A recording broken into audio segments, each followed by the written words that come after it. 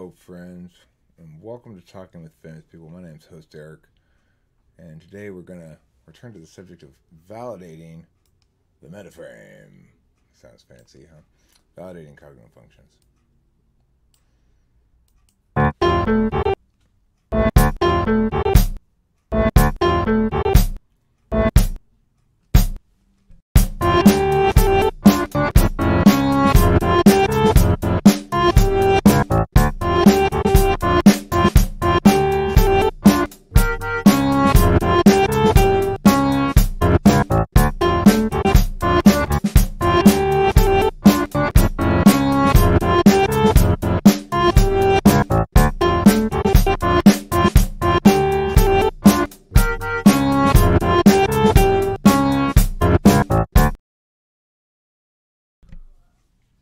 Okay, so we'll start here with what should have really always been the first page of this thing, I suspect, but I didn't write it till after the first video on this. So I'm going to start here, and then I'll skip the next thing and then go to the other new thing.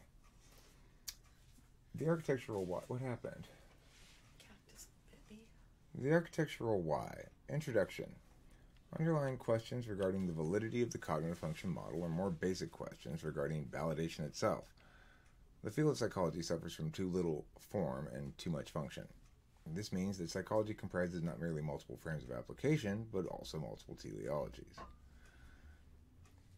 Psychology doesn't know itself.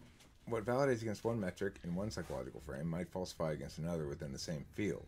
Work of a hard science variety struggles to find meaningful correlations between stimuli and response that generalize. That which is statistically significant is not consequential. That which is consequential isn't science. Talk therapists make a kind of progress with their patients that can't really be measured. Most importantly, the theorists fail to explain the human phenomenon for want of a clear prime directive. Lo, but for that, humans would long have been entirely deconstructed. Drawing a doorstop to prove the door is open. Psychology's ambassadors, such as Jordan Peterson, resort to an evolutionary frame. At last, a teleology. Hooray, hooray. Evolutionary science is here to provide our prime directive. Is to become more evolved. And the reason people are as they are is that being that way helped them be more evolved, more adaptively successful. Content with this story as the anchor of defined purpose, they then build castles of moonbeams atop that faux foundation. Stories of seeking ripe berries purport to explain the correlation between consumer habits and the color red, for example. Why it is that only the behavior of hunter-gatherers seems to have had evolutionary impact is not explained. What is it, pray tell, that was so special about hunting and gathering that made their adaptive changes determinant on the matter? Was that God's chosen epic or something? Jung and cognitive functions. From the beginning, psychology was all about intuition, not science. Freud does a little armchair philosophizing wherein he makes unsubstantiated claims linking behaviors to all sorts of random things. He smokes a pipe and does a bunch of blow and talks sciencey about boobs and assholes and other sexual stuff. Well, would you look at that? These theories really have caught people's attention. They must be great theories. Jung... He does? Yeah.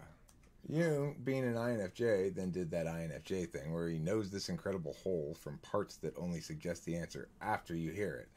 And he did that other INFJ thing where he got it right metaphorically, but not right literally. So... that's sort of the introduction to the whole thing. Then we do the egg video, which I already did. And then we go down to this new part here.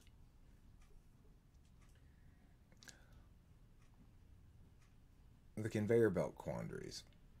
Imagine... Did you write all of these all on your own? Yeah. I can tell when you read your own script, you read it differently than you read other people's. Oh, really? The only time I really read other people's writing out loud is when I'm doing a live stream.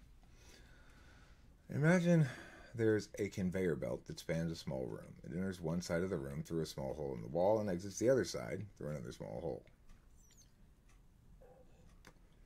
I'll say some more about the conveyor belt room as it's also the scene of our next thought experiment.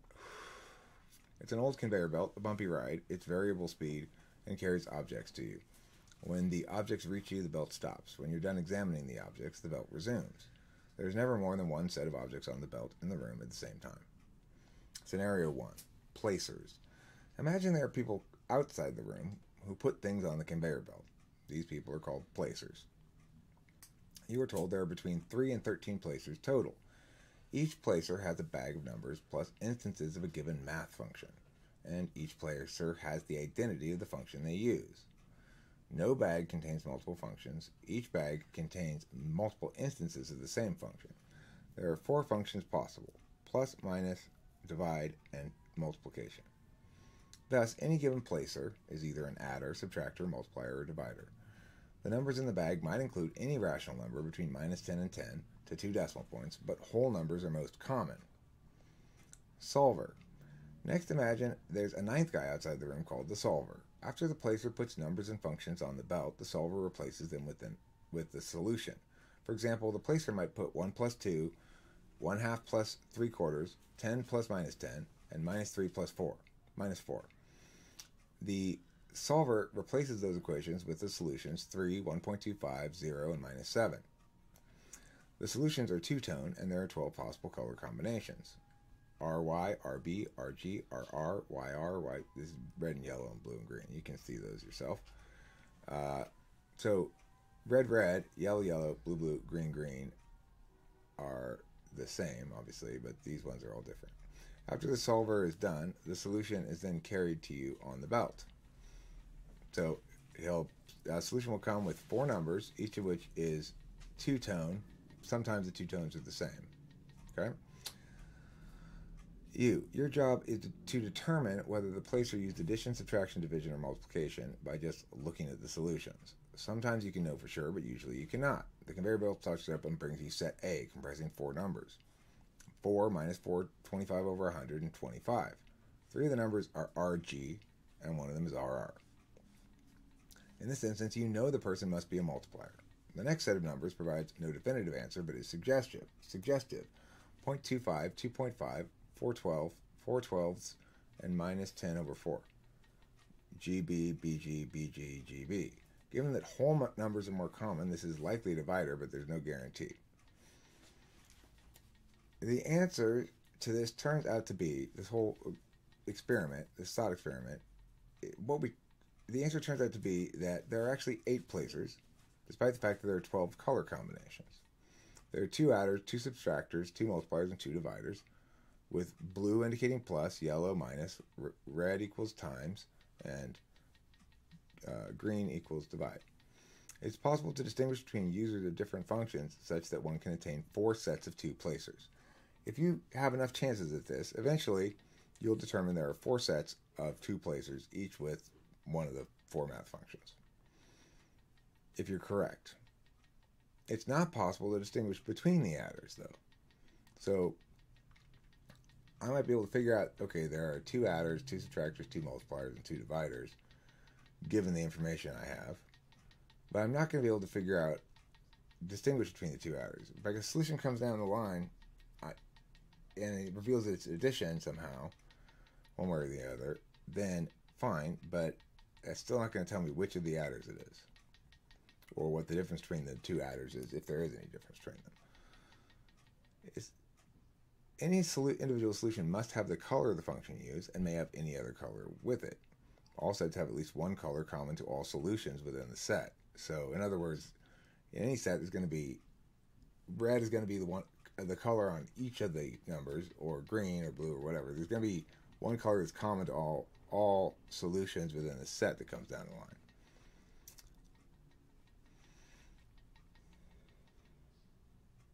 Usually this makes it possible to determine conclusively the identity, adder, subtractor, multiplier, divider, of the placer, but not always, as in GB, BG, BG, GB. And it's only possible to determine conclusively the identity once you have conclusively determined the linkage between the color and the function.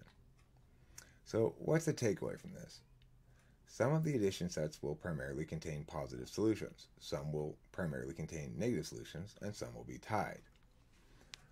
It's highly likely, therefore, that any given U will conclude there are 12 placers, and that you can determine the specific identity of each of the 12 placers based on some factor like positivity or negativity of the solution, whole number fraction, or bigger total, smaller number. Because, naturally, there's going to be sets of each kind, and we can make those divisions observationally. This set of addition seems to be mostly is all positive numbers. This set of addition is all negative numbers. This set is 2 and 2. This set is 3 and 1. Given the fact that there are 12 possible color combinations in conjunction with that reality, you're almost guaranteed to make the mistake of thinking there's an additional set division here. But there's not. The best you could possibly ever do is attain 4 sets of 2 placers. So this is one explanation, an additional explanation of how people get the idea wrong when they try to do subtypes, because they don't get that there's a qualitative difference between the function, which is something you do, plus, minus, times, divide, or the solution, which may reveal additional patterns that you can identify and delineate, but that those patterns don't actually mean anything, and they might be very misleading as to what you might conclude the source of the data is.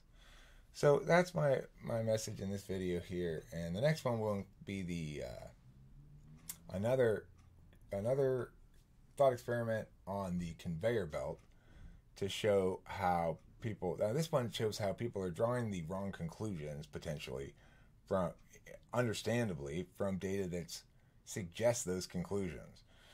The next one's going to talk about how people are looking at the wrong things when they are trying to evaluate conclusions, not in the sense of the plus or minus, but rather in which stage of the, rather in terms of stage. So I'll go more into that one next time. I don't want to try to preface it too much, but that's my third one in this set of validation videos. The fourth one will probably be, the first three are basically things about the status quo and things about the way to approach this that hopefully outline some possible pitfalls that need to be avoided if you're going to do it properly. So that's hopefully revelatory. If you don't find this revelatory, I don't know, watch it again maybe, or ask questions in the comments if you want to, or whatever. Thanks for watching, and don't forget to eat plenty of cheese. I'll put that song on again, I guess, now that it's the end of the video.